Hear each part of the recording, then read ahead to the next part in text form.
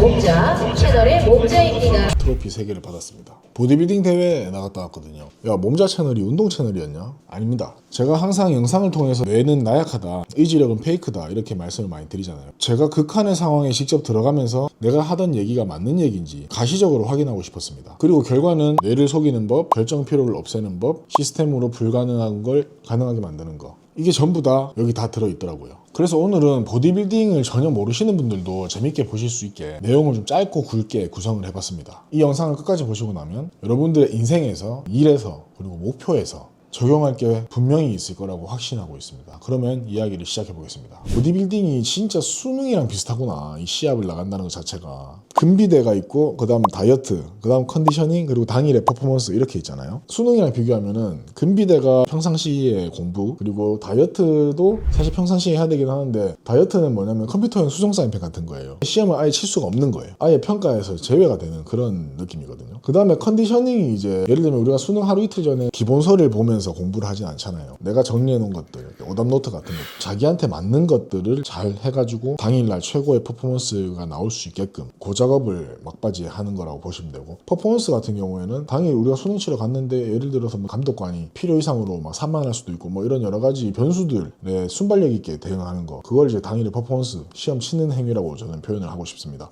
여러 가지 종목을 하루에 평가를 받는다. 저는 이렇게 생각했어요. 그냥 운동 열심히 하고 다이어트 열심히 해서 살 잘 빼고 무대 올라가서 포징 잘하면 되는 거 아니냐. 완전히 틀렸습니다. 영양학, 생리학, 심리학, 당일 컨디셔닝, 무대 퍼포먼스, 공부할 게 너무 많더라고요. 이 정도인 줄 알았으면 도전을 안 했을 정도예요, 진짜로. 근데 일단은 시작을 했으니까 빠꾸는 없었고, 완전히 새로운 영역을 파헤쳐 간다는 것 자체가 어느 정도 재미도 있더라고요, 사실. 자, 우리가 매일 똑같은 거를 먹는다는 게 지옥 같을 것 같잖아요. 근데 완전히 반대더라고요. 닭가슴살, 쌀밥, 감자, 채소 등등. 간식은 아몬드. 아몬드가 제 인생 최고의 간식이 됐습니다. 똑같은 거를 맨날 똑같은 시간에 먹으니까 결정 피로가 증발했습니다. 오늘 뭐 먹지? 언제 먹지? 이런 걸 생각할 일이 없으니까 그만큼 뇌의 에너지가 지켜지고, 굶으면서 한 게 아니거든요. 필요한 영양소를 다 섭취하면서 깨끗한 걸 먹었던 거예요. 먹는 게 정갈하니까 설거지도 별로 할 게 없고 쓰레기도 별로 안 나오고 다른 것들이 다 정갈해지는 거예요. 피부 트러블이나 뭐 장 트러블 이런 것도 없는 지가 좀 오래됐어요. 이런 내용들이 사실 제가 여러 가지 영상으로 말씀을 드린 거예요. 선택지를 없애버리고 뇌를 편하게 만들어주는 겁니다. 그래서 얘가 진짜로 일해야 될 때 일할 수 있게끔. 다른 일상에서도 똑같다고 생각합니다. 이 적용되는 여부는.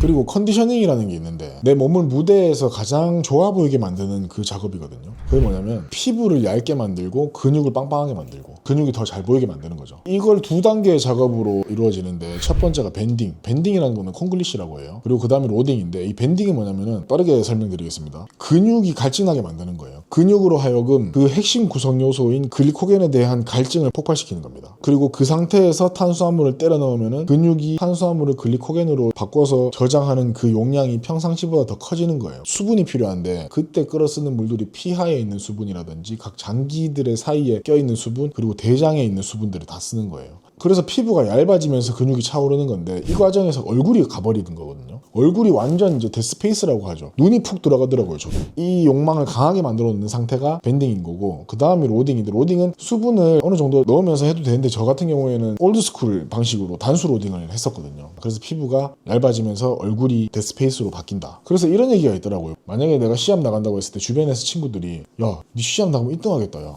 지금 당장 나가도 되겠는데? 이렇게 얘기를 하면 준비가 덜 된 거고, 야, 너 괜찮냐? 건강 안 좋은 거 아니냐? 라고 걱정을 해줄 때 이게 준비가 잘 된 거라고 하더라고요. 그게 얼굴 보고 하는 얘기거든요. 그래서 제가 그게 무슨 말인지 딱 체감을 했습니다. 그리고 2025년 12월 13일 저 촬영일 기준으로 지난주 딱 일주일 됐습니다. 제가 참가한 종목이 3종목이고, 이 무대 시간이 아침 9시, 오후 2시, 저녁 7시 이렇게 됐어요. 첫 번째 무대로 올라갈 때는 이론만 있고 주워 들은 것만 많은 거죠. 지금이야 복귀를 하면서 아, 이게 이거였구나 하면서 설명을 드리는 건데, 그때 첫 번째 무대 올라갈 당시만 해도 컨디셔닝 뭐 이렇게 한다고 하니까 하지, 펌핑이 뭐 중요하냐, 어차피 평소 근육 상태로 하는 거 아닌가 이렇게 생각했는데, 포징적인 부분에서도 좀 아쉬운 부분도 있고, 나중에 무대 영상을 보니까. 그리고 컨디셔닝이랑 펌핑이 좀 잘 안 됐었어요. 그리고 상대도 강하기도 했고, 근데 운이 좋게 2등을 했습니다. 트로피 받았네.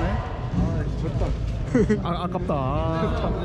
근데 아쉬움이 좀 많이 남았죠. 두 번째 무대는 추가적으로 로딩을 계속 넣어줬어요. 영양갱도 먹고 바나나도 먹고 시합장에서 대기하면서. 그리고 나서 펌핑이 중요한 걸 이제 안 거예요. 다른 사람들이 전부 다 펌핑을 하고 있는 거예요. 무대에 올라가기 전에. 저를 도와줬던 두 명의 친구 중에 한 명이 두 번째 무대에 누구랑 같이 올라가는지를 파악을 한 거예요. 구석구석 곳곳에 이제 사람들이 돗자리 깔고 일종의 캠프를 꾸려가지고 무대 준비를 하거든요. 그러면서 스캔을 한 거예요. 얘가 야 일단 상대를 보니까 전면보다는 측후면 쪽에 펌핑을 더 많이 해야겠다. 승부처를 삼자. 그래서 펌핑을 엄청 했습니다. 열심히. 계속 탄수화물 밀어넣으니까 지나고 나서 보니까 오후 2시쯤에 몸이 다 나온 거예요. 로딩의 완성도가 제일 높았던 시점인 거죠. 그래서 무대를 보시면은 근육도 빵빵하고 포징도 이제 앞에서 한번 했다고 이제 좀 더 자신감 있게 잡고 그때 당시 느낌 자체도 지금 몸이 다 올라온 것 같다 이런 느낌이 들었어요. 실제로 굉장히 신기하더라고요. 그게 이게 로딩이구나 이게 컨디셔닝이구나 이런 생각이 들면서 무대도 자신감 있게 마쳤고 1등을 했습니다. 클래식 보디빌딩에서 1등을 했습니다. 자, 1위 바로 호명합니다. 264번 이정훈 선수님이셨습니다.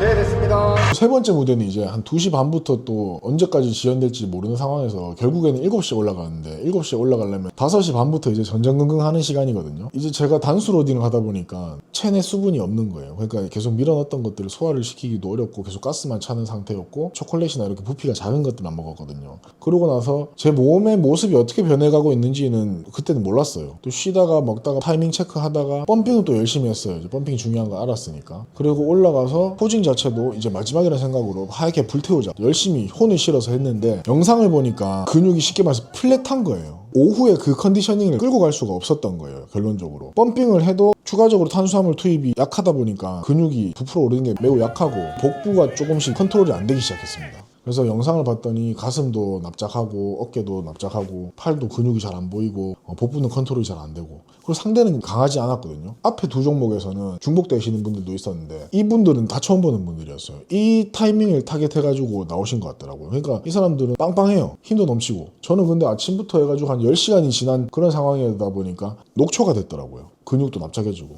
그래서 그 종목에서 어떻게 운 좋게 3등을 하긴 했습니다. 이게 3등까지만 트로피를 주거든요. 4등, 5등은 메달을 줘요. 근데 이번에 세 종목 출전해가지고 메달은 하나도 없이 트로피만 받게 됐는데 나중에 얘기를 들었는데 이렇게 세 종목을 한 번에 나가는 사람은 없대요. 그러니까 앞에 두 개를 하든 뒤에 두 개를 하든 중간에 걸 버리든 그래서 확실하게 쉬고 로딩 걸어서 다시 가는 제가 몰라서 이렇게 한 거예요. 처음에 앞에 뒤에 거만 했는데 시간이 너무 많이 비는 것 같으니까 어차피 못 맞는 김에 한 번 더 뛰고 오자 이런 생각으로 이 하나를 추가 신청한 거란 말이에요. 근데 그게 완전히 개념이 없으니까 그렇게 할 수 있었던 거예요. 저는 이제 몸이 만들어져 있으면 그게 박제가 돼가지고 아침부터 쭉 가는 줄 알았는데 그게 아닌 거예요. 컨디셔닝이라는 새로운 영역이 존재한다는 걸 알게 됐습니다. 그래서 아무리 봐도 수능인데 이런 생각이 제가 수능 친 지가 지금 20년이 됐는데도 계속 그 생각이 들더라고요. 어떤 성과를 평가받는 데 있어서 평상시 실력 그리고 당일 퍼포먼스까지 종합적으로 평가를 받는구나 이런 생각을 하게 됐습니다. 참고로 처음 출전하는 사람들이 나가는 비기너라는 리그가 따로 있어요. 근데 저는 비기너는 안 나가고 싶더라고요. 오픈이라고 해서 이제 경력자들이나 상관없이 나올 수 있는 그 리그를 나가서 입상을 한 건데 아마 저랑 같이 무대에 섰던 사람들 중에 처음 나오시는 분들은 없었을 거예요. 생업을 유지하면서 또 개인적인 대소사를 컨트롤하면서 이 시합을 준비한다는 것 자체가 정말 어렵더라고요. 먹는 거 통제하고 운동시간 통제하고 몸 계속 체크해야 되고 변화가 필요하면 적극적으로 반영을 해야 되고 내 몸의 어떤 메커니즘을 이끌어내려고 할 때 그거에 대해서 원리를 내가 먼저 또 이해를 해야 되고 포징 연습도 해야 되고 훈련 소모 칼로리를 다 못 채우면 뭐 유산소를 하든 뭘 하든 그걸 또 다 채워야 되고 굉장히 에너지가 많이 들더라고요. 결정할 게 너무 많아요. 근데 결정하는 게 피곤하잖아요. 우리가 사사로운 것들부터 해서 전부 다 결정하면서 가려고 그러면은 뇌가 피곤해가지고 얘가 만세 불러버린단 말이에요. 근데 제가 이 여정을 통해서 소정의 성과까지 얻어낼 수 있었던 이유는 뭐냐면 생각보다 간단합니다.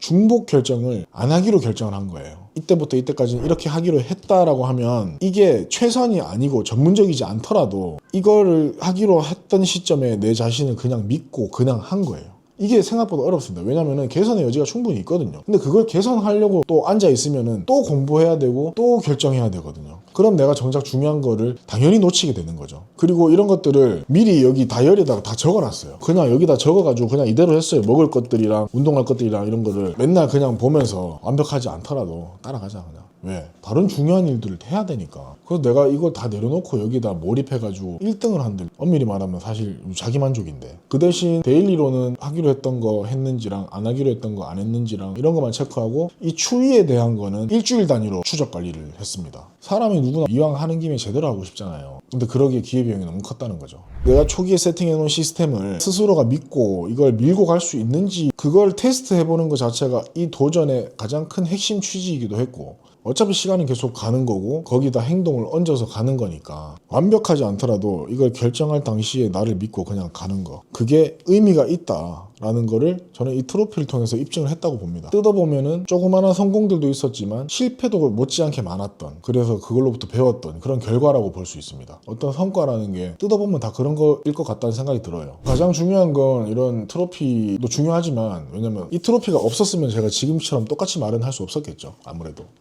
근데 그것보다 중요한 거는 내가 짰던 플랜을 가지고 끝까지 밀고 가는 게 이 계획의 완성도를 높이면서 가는 것보다 오히려 더 최선일 수 있다는 거, 그걸 확인했다는 거, 그게 중요하다고 저는 생각을 합니다. 그래서 이렇게 여러분들께 이런 컨텐츠를 만들어서 소개를 드릴 수 있는 것도 개인적으로는 굉장히 뿌듯한 일이고요. 근데 이 수상 여부는 어차피 제가 컨트롤할 수 있는 게 아니에요. 상대를 운 좋게 잘 만났다는 결론이 될 수도 있는 거고, 근데 다만 내가 컨트롤할 수 있는 걸 컨트롤하자는 저의 취지에 맞게끔 내가 세운 플랜을 내가 그냥 지키는 거, 완벽하지 않더라도, 그리고 하나씩 체크하면서 최소한의 추적 관리, 최소한의 디벨롭을 해나가는 거 잊지 않고. 여러분들도 느끼시겠지만 비단 보디빌딩에서만 가능한 메커니즘일까요? 이게 저는 아니라고 생각합니다. 이 보디빌딩을 제가 선택했던 이유는 제가 오랫동안 해왔던 취미의 같은 방향에 있고 동시에 가장 가시적으로 성과를 보여드릴 수 있다고 생각했기 때문입니다. 제가 이런 시스템이 작동하는 걸 증명하기 위해서 국가고시를 응시할 수는 없잖아요. 시간이 오래 걸리잖아요. 그리고 영상을 여기까지 보신 분들께서 뭔가를 시작하고 싶은데 망설이는 분들이 많잖아요. 저도 뭐 그런 부분들이 많이 있습니다. 의심을 하려면 끝도 없다고 제가 그랬잖아요. 근데 그게 중요한 게 아닌 것 같아요. 그냥 시스템을 만든다, 시스템이란 말도 거창한데 그냥 일단 머릿속에 있는 거를 종이에다 한번 옮겨보세요. 거기서부터 시작이라고 생각합니다. 일단 시작이 되잖아요. 그러면 두두두두 하면서 돼요. 뭔가가. 내가 안 하던 걸 계속 하게 되면 뭐가 되고 있다는 뜻이거든요. 무조건 뭘 하든 간에.